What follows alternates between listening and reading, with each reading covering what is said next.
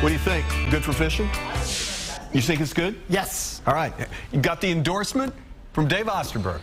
Captain Dylan Hubbard with the Good Catch Fishing Report over at Johns Pass. He says it's a good weekend to go fishing, man. Well, I mean, Dave, more power to you. You know the weather, man, but you don't know fishing. And a static high barometer is not good. So this high pressure that settles in will definitely slow things down. But I'll give you credit. It is beautiful weather, and it is going to be nice and warm. So I'm excited about that. All right, then let's hit it. What's going on inshore?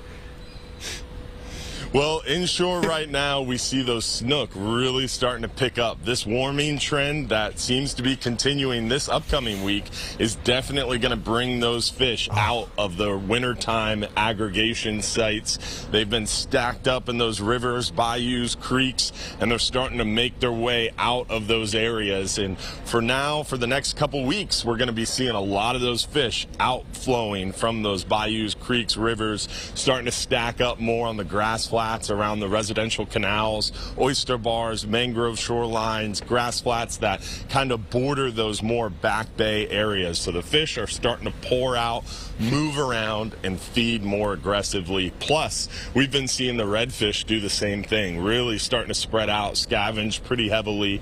We normally see the live shrimp being kind of the hot bait when it's colder, but they're still feeding on the shrimp, but definitely going to start transitioning more to that white bait, especially as the bait comes back to the surface and gets more prolific around the area as waters continue to warm up. We've been seeing the trout action kind of sporadic and picky. Once you find them, though, they have been feeding really well for us around those edges of the flats, those little cuts and drop-offs adjacent to the flats. Mangrove shorelines, residential dock lines still holding a lot of fish, but everything's going to start moving as we get into that transitional period as water continues to warm up. Sheep's head bite still going really well around local structures like docks, piers, bridges, jetties. Kind of your last chance to get out there and take advantage of those super concentrated, super prolific, and aggressive sheep's head. As that water continues to warm up, they spread out, they get a lot harder to find, and then they start receding back into the back bays. So take your shot this week and get out there and try to capitalize on those very, very aggressive sheep's head around local docks, piers, bridges, and jetties.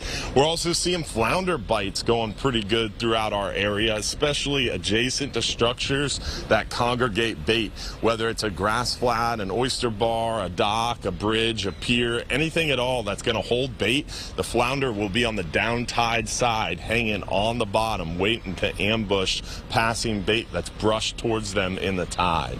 Just remember, they're on the bottom, so your bait has to be on the bottom to have a shot at them too. And that's about it inshore right now.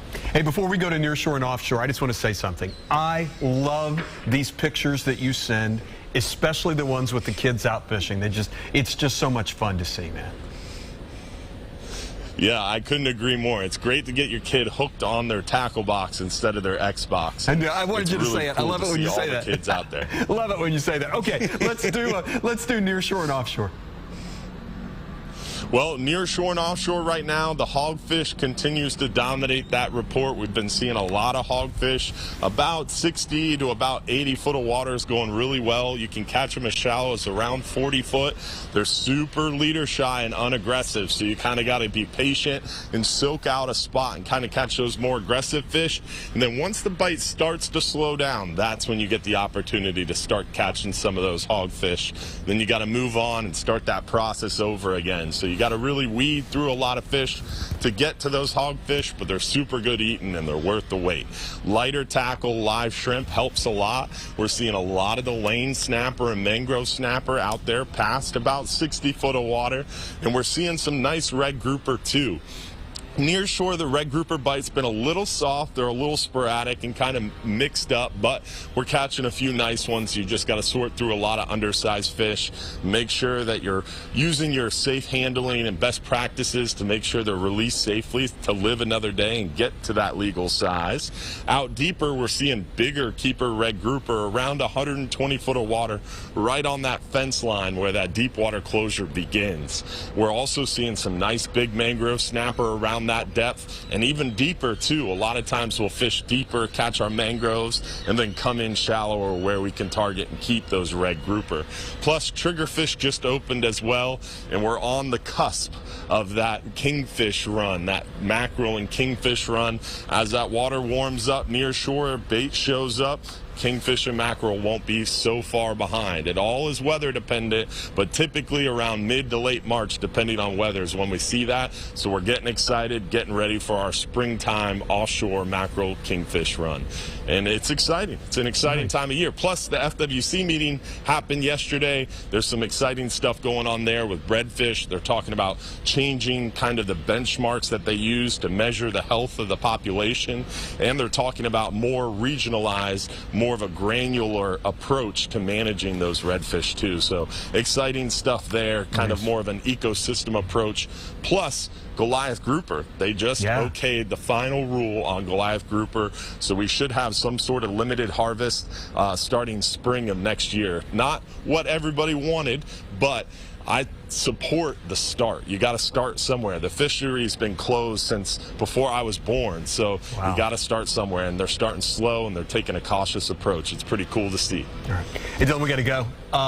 I was coming over. Dave and I were coming over this weekend, but we got the thing. Remember the thing we got, Dave? Oh my gosh, yeah. We got the thing. Yep. We're just too busy this weekend because we got the thing.